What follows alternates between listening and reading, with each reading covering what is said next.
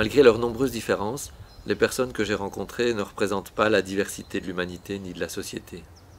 Comme moi, elles ont poussé dans un certain type de jardin, sur un terreau plutôt privilégié, avec une certaine culture intellectuelle.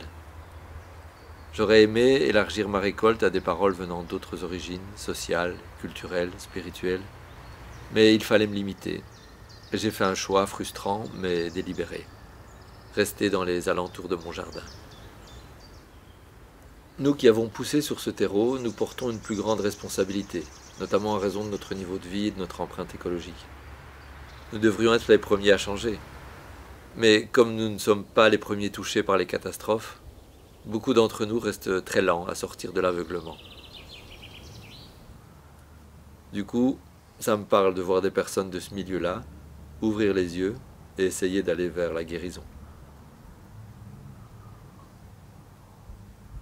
Métanoïa en grec, ça veut dire un changement. Le nous, c'est toutes nos facultés intellectuelles, c'est notre désir, c'est notre intelligence. Et il faut un retournement de tout ça. Prenant la main de l'aveugle, Jésus le conduisit hors du village, et lui, ayant mis de la salive sur les yeux, il lui imposa les mains et lui demanda s'il voyait quelque chose. Levant les yeux, l'homme dit : « Je vois des hommes, car je vois comme des arbres qui marchent. » Puis Jésus lui mit encore les mains sur les yeux, et il vit clairement.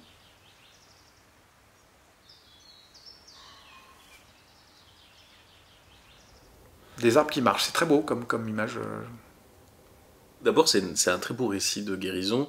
Enfin, l'évangile de Marc en met deux qui guérissent donc des sens. Les sens, c'est très important parce que c'est eux qui nous donnent donc le rapport de l'intérieur à l'extérieur, qui sont nos fenêtres sur le monde, sur la vie. Cette notion de cécité, ça rejoint la notion de révélation, d'apocalypse, d'emblée. Hein.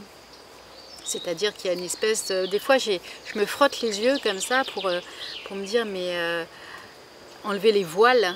On ne guérit pas n'importe quelle maladie dans l'évangile. On guérit les maladies du nihilisme ou de ce que j'appelle la sclérocardie, maladie tout à fait grave, qui est la fermeture du cœur. Sclérocardie, c'est le cœur qui devient un cœur de pierre. Et ce cœur qui se pétrifie, c'est immédiatement la vue, les oreilles et la bouche qui se bloquent et qui deviennent donc handicapées en fait. Alors ce qui est intéressant, mais c'est comment Jésus a guéri cet homme. D'abord en l'entraînant hors de la foule, hors du village.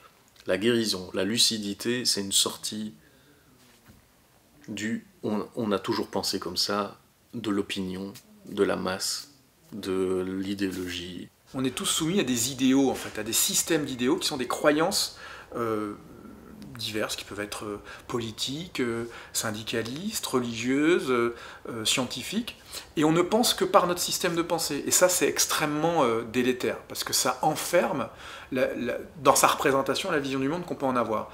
Et ça, c'est la mort de l'homme. À partir du moment où on pense détenir la vérité, on est dans le dogmatisme, et là, on est prêt à mourir pour ses idées. Et ça, c'est terrible. Au lieu de lutter contre les idées qui nous font mourir. Ça va apprendre à exister. Alors, tous les défis aujourd'hui du collectif demandent plus que jamais la promotion du singulier. Et c'est là encore que je pense qu'un certain nombre de discours, chrétiens et pas chrétiens, sont à nouveau dans le fantasme de ressusciter quelques idéologies qui sont toutes mortes au XXe siècle, mais qu'on va en faire encore une qui est une idéologie écolo, machin. L'idéologie, le problème, c'est que c'est de l'universel sans singulier. C'est du collectivisme sans... Parce que pour l'évangile, il y en a un seul intérêt, c'est toi. Si je ne suis pas guéri de mon avidité, il y en aura collectivement. Si je ne suis pas guéri de mon agressivité qui vient de mon angoisse, il y aura de la violence sur Terre.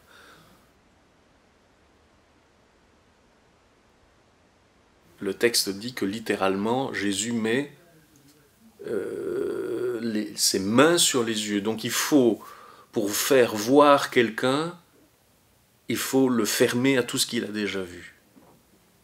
Donc à un moment donné, il faut fermer les yeux, même même à un modèle dans lequel parfois on croit pouvoir, par force de rustine ou par... il faut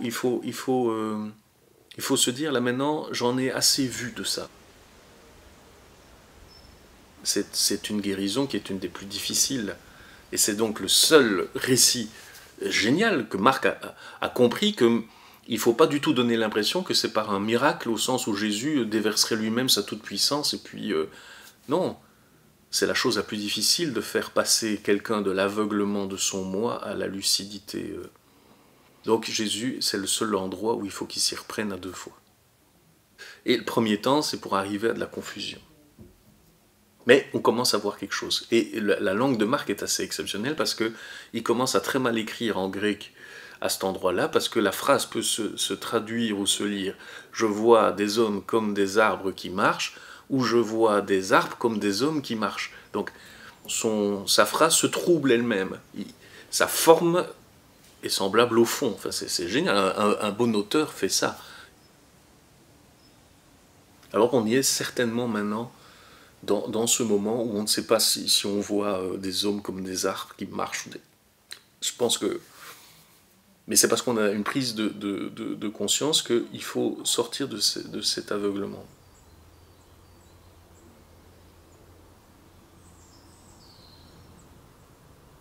Donc oui, alors c'est intéressant les arbres qui marchent, parce que c'est exactement ce que j'étais en train de te dire avec nos frères les arbres, là, qui sont juste derrière toi, qui sont immobiles, mais qui sont en même temps mobiles. Enfin, ils sont mobiles parce qu'ils sont fixés dans la terre, mais ils sont mobiles parce qu'ils bougent au gré du vent, ils diffusent leurs graines dans la terre, et puis ils se reproduisent un peu plus loin, donc quelque part ils marchent. Pas sur la même temporalité que la nôtre, mais on se rend compte que les arbres, effectivement, ils ont des connexions entre eux, qui vivent en harmonie, qui savent se défendre de prédateurs, de dangers, de feux, de ceci, de cela. Ah, ils sont aussi intelligents que nous, finalement, même peut-être plus, parce qu'eux, ils bougent pas et ils arrivent quand même à se défendre. Un ingénieur, il voit un arbre comme un tas de bois qui va pouvoir lui servir à de la construction ou à du combustible, et un biomiméticien ou un biologiste, quand il voit tout ce que c'est faire un arbre, mais on est nuls, nous, on sait pas faire un dixième de ce que savent faire les arbres, même dans nos labos chimiques les plus performants, on n'arrive pas à faire ce que font les arbres. Il y a un théologien protestant, Gérard Sigwald, qui dit « Si nous sommes créés à la fin, c'est parce qu'en fait nous sommes assis sur les épaules de tout le reste de la création. Sans les plantes, sans les animaux, nous ne sommes rien. » Et donc on n'est pas tant la couronne que, en réalité, ceux qui dépendons absolument du reste du vivant. La vie sur Terre n'est possible que parce que le vivant dans sa globalité crée et facilite les conditions de sa propre existence. Ça, c'est très juste. Que la nôtre en est complètement solidaire. Et que sans ça on crèverait, enfin, l'air ne serait plus respirable, on ne serait plus protégé de certaines choses, etc. Enfin bon. Et surtout on ne pourrait plus se nourrir, on ne pourrait plus boire d'eau, on ne pourrait plus respirer, enfin c'est pas possible. Nous sommes dans la chaîne du vivant.